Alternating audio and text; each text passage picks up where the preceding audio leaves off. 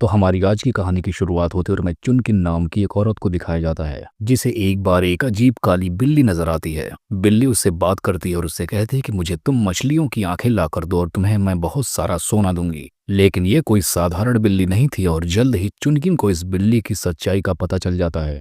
तांग साम्राज्य के राजा जुआंग जोंग अचानक से बीमार पड़ जाते हैं।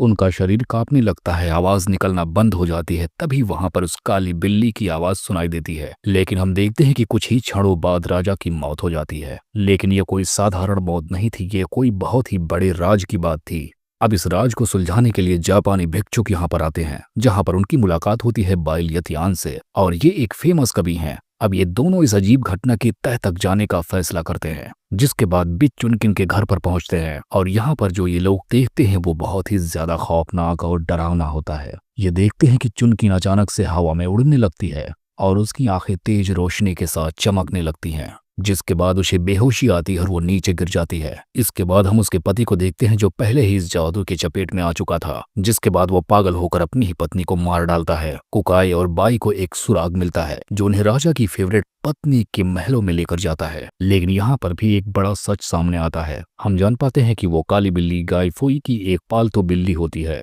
जिसे उसकी मौत के साथ जिंदा दफना दिया गया था। वे एक डायरी पाते हैं जिसमें एक बहुत ही बड़ा राज छिपा होता है। यांग गुइफी सच में मरी ही नहीं थी, बल्कि उसके करीबी लोगों ने उसे बेहोश कर दिया था ताकि बाद में उसे बचाया जा सके। लेकिन उनका प्लान फेल हो जाता है और गुइफी को जिंदा ही दफना दिया जाता है, जिसके बाद उसकी वफादार बिल्ली भी उसके साथ चली गई और वो धीरे धीरे एक खतरनाक बदला लेने वाली आत्मा बन जाती है। अब ककाई और बाई गुइफी की कब्र तक पहुंचते हैं और वहां का नजारा देखने के बाद दंग रह जाते हैं। ताबूत के अंदर वाले दीवारों पर नाखूनों के गहरे निशान होते हैं। इसका मतलब है कि गुइफी ने बाहर निकलने की बहुत कोशिश की, लेकिन उस दौरान उसकी मदद करने के लिए कोई भी नहीं आया था। तभी वो काली बिल्ली वहां पर आ जाती है और अब इन सब पर हमला करने ही वाली होती है। लेकिन तब तक वो वहीं पर सफेद ग्रेन और व्हाइट ग्रेन की छवि देखती है, जो उनके पुराने मालिक बाइलोंग का प्रतीक थे।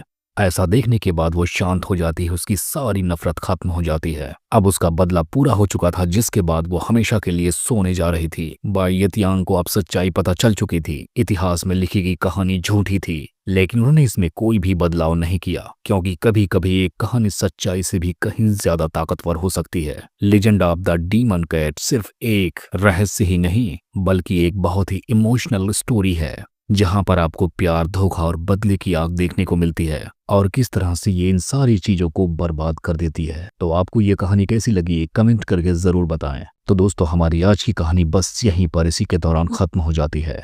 मिलते हैं अगली कहानी के साथ।